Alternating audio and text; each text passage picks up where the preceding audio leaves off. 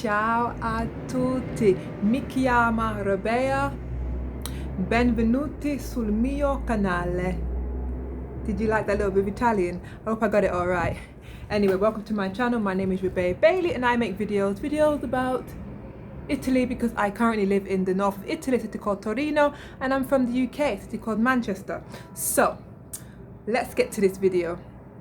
I've been pulled and I've been drawn to make this video today, guys. Why? Because, sorry, I've got makeup on my nails. Because it's that time of year where people are now looking for work and, you know, going back to school, and people want to come here and teach and stuff like this. So I thought it's a good time to put this video in place because I've got some important points that I think that you guys need to bear in mind before you travel or before you relocate. Okay, relocate to a different city, a different country, let's say to Italy, before you relocate to Italy. So without further ado, of course, if you know me and you know my channel already, I've got a paper and I've written down my notes, and of course they're in no order because that's not the way my brain works. My brain doesn't work in order, of course. So I just wrote the notes down as I went along and I thought, oh my god, this is all right. So number one, let's lay the scene, let's lay the scenario out, guys. So you're in the UK or somewhere in the world and you're looking for a job in Italy, and you want to teach let me get a little bit more comfortable, and you want to teach English. So of course your interview is going to take place, your first interview at least is going to take place online, and you know that's just how it goes. It takes place online. Your second interview might take place in the city or wherever you're going to go. But in my case, when I first moved to Sicily, my interview was online, and then literally I got the job there and then I moved to Sicily. So I want to tell you guys or inform you guys of some of the pitfalls and some of the things that you have to be careful, because I believe that it's better to take a little bit more time and plan ahead and just make sure you're crossing all the, you know, putting all the dots in the right places and crossing all the T's before you make that big leap to then move to a different country, right? So the first one is the location. Let's talk about the location. Actually, let's talk about when to apply. The best times in my mind to apply for a job in Italy, I would say, is September for this September intake and for the January intake. Of course, we know September. Why? Because that's when the academic year starts for September. And in some private schools, some of them might even start in late September or October. Okay, so it's best to get your CV in. I would say the best time would have been July. After that, August. August can be a little bit tricky. Why? Because a lot of people have gone on holidays and some schools have closed, so you might not get a response very, very quickly. But also, one of my other jobs that I interviewed for in Milan, which was with Deloitte, they interviewed me in August, and they were very desperate for teachers to come and start for September. So it can work either way. But my point is, start to apply July, August, if you want to start in September for the September intake. Okay, if you miss a September intake, sometimes it's hard to get a job after maybe in October or November or December. But the next best time would be, I would say, if you want to teach English, would be January. Why January? Because a lot of people, they've moved or they've started in a school and they just don't like the school, or something happens. So after Christmas, they don't return back to that school. So it leaves the company or the school without a teacher. So that's where you come into place, and you can, you know, grab a quick opportunity there. So that's the best times to apply. Okay, guys, January and September. All right, let's move on.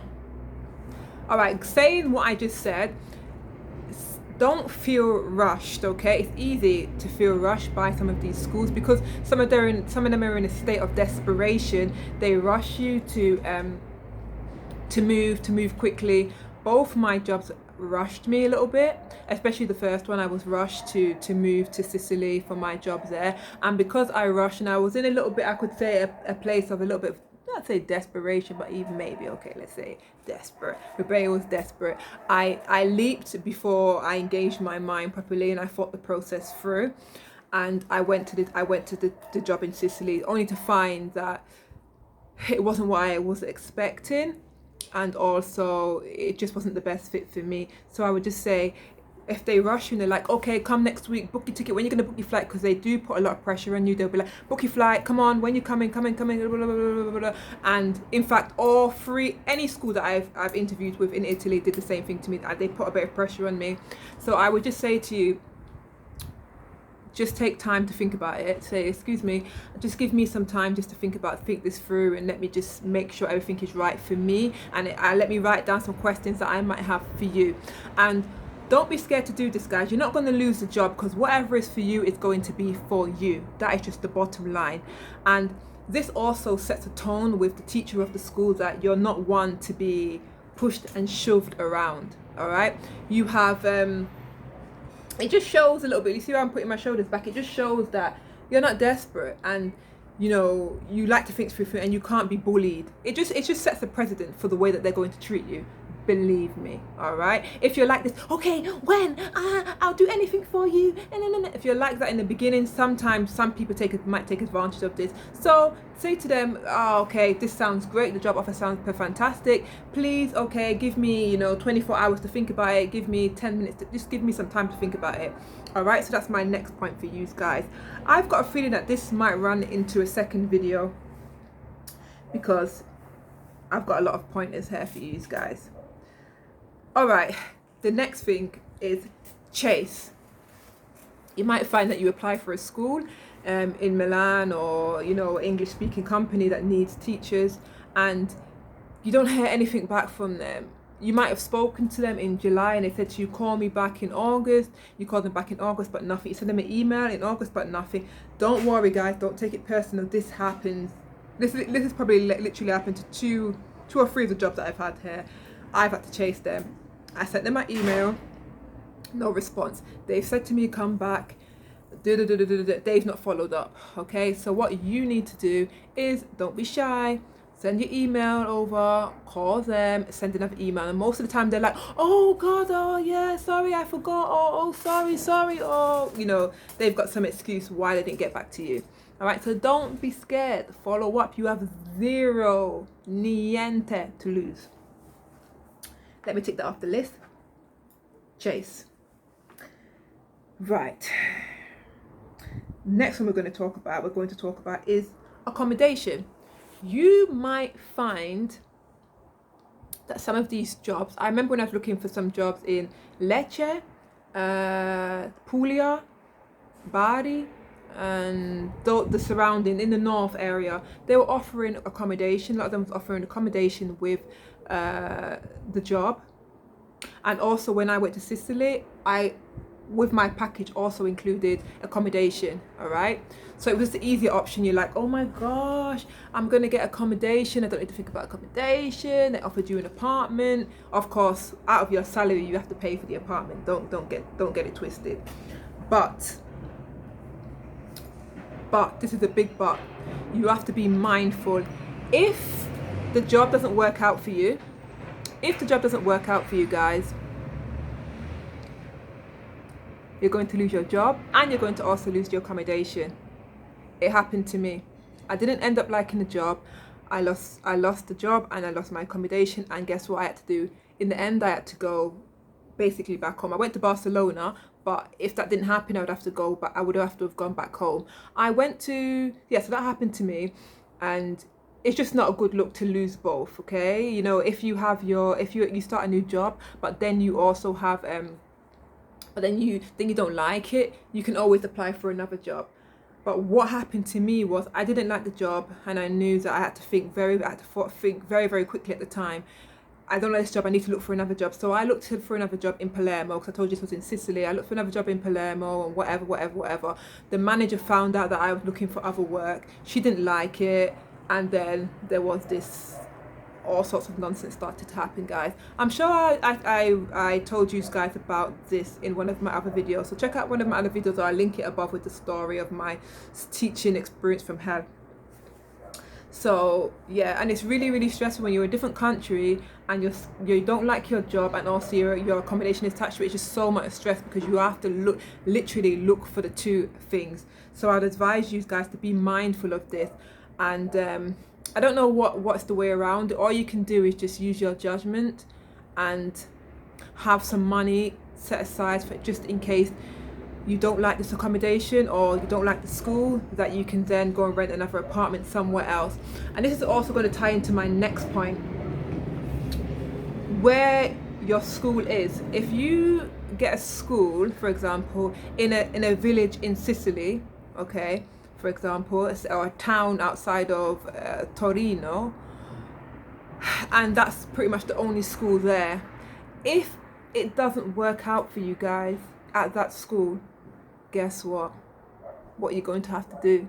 And there's not many schools around in that area. You've kind of put all your eggs in one basket. And a lot of the times in these small towns, like the school that I worked at in Sicily, these owners of schools, they've been running the school for maybe 20 years, 30 years, you know, and they know everybody in the area. So it's a bit tricky if you want to go there and leave, or then you want to start having private lessons. It can be a little bit tricky. So I would say to you guys, make sure you move somewhere that has more options for schools rather than pretty much one or two options in your area. I did the same thing. I made a mistake and I went to a place with only a few options. Luckily, Palermo was close enough, but I would have to have relocated and moved to Palermo in order to have worked in the job that I interviewed for. But I didn't end up taking that job, by the way. I went to Barcelona, like I said. So make sure that there's opportunities there. Even though the school might look fantastic, they offer accommodation, they offer this, they offer that, but be mindful that you don't want to put all your eggs in one basket and focus so much on one school. Right, so let's continue on about accommodation. So if you go for the accommodation option and you're happy with this accommodation option, you need to find out some rules. What are the rules regarding this? Because how many people are going to be living there? Because a lot of the time you're not going to be living there alone. You're going to be living with Sarah from Manchester. You're going to be living with maybe Tom from Glasgow. So you need to make sure that you are fully informed, okay? Because you might not want to live with men. You might not want to live with a guy. So you ask them, excuse me, if that's a problem, is this how many people is going to be sharing? How many people are there now? You have to be specific, because some people literally will try to get away. Some owners of schools would literally try to get away with as much as possible, guys. Honestly, when I went to the schools that I was working at, I first went into the building. I first went to the apartment, and she told me there was another girl there. I was happy, cool. I knew that another girl was going to be there. She was there. She had a big room. Her room was really nice. I had a smaller room. Okay, she was there before me. That happens. Okay, I'm not that fast. But then when I went into my room, guys, guess what I saw in my room? Another bed in my room. Another single bed. What does that tell you? Somebody else possibly might go into my room. And then when I was in there, the owner came in there with me, and she was like, yeah, maybe somebody else, she kind of like dropped it in, or maybe somebody else might come, or maybe I might keep this bed for somebody else. Can you see what happened? Can you literally see what happened? The room was supposed to be my room, and then she said that, you know, she might possibly get another teacher in, so either me or the other girl next door is going to share. It makes sense for the other girl to share because her room was like 3 times as big as my room. But if you said to somebody that the room is going to be just for you, why would you then, you know, as soon as I arrive, but I booked my ticket, I've done everything, and I arrive in your room, in the room, then you then change the goalpost and say that somebody else might come to the house, okay? Straight away I was annoyed, guys. I was so annoyed, and I thought to myself, in my mind, I thought, this is not going to happen. I'm not going to share this room with anybody. Literally, my bed was here, and another bed was here. Anyway, so make sure you iron out the ground rules and just let them know. And sometimes you literally got to spell it out. So you say to them, are you planning on having more teachers in this house? Ask them that. How many people in a room? Sometimes you just got to ask them. Just ask them the questions. You know what to ask them. Okay, so I think I'm going to leave the video here because we're already at 15 minutes, guys, and then we'll continue on with the other pointers maybe in another video, because obviously I'm giving you guys examples as well while I'm going along, so it's making this video run on a little bit longer than it should do.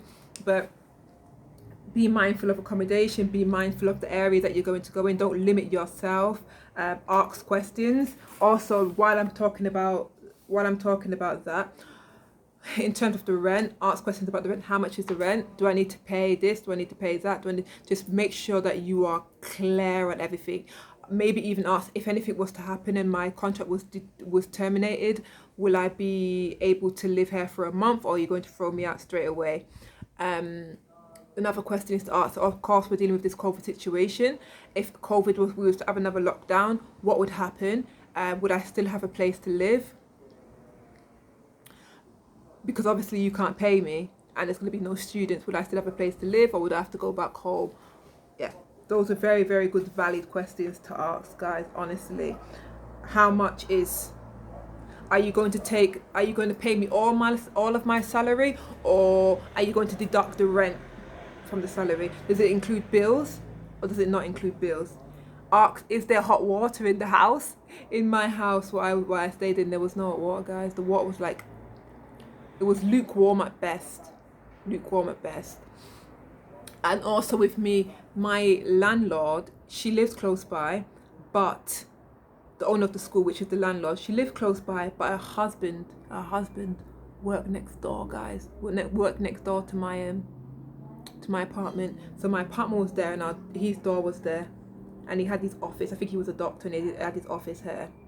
She would just go there sometimes, and she would just be there. For example, if you was to be sick or ever anything like that, sometimes you would see her. You would see her at the strangest times, just there. Yeah, she was visiting her husband, but it just leaves you feeling like you're being watched. She turned up at the apartment a few times too. She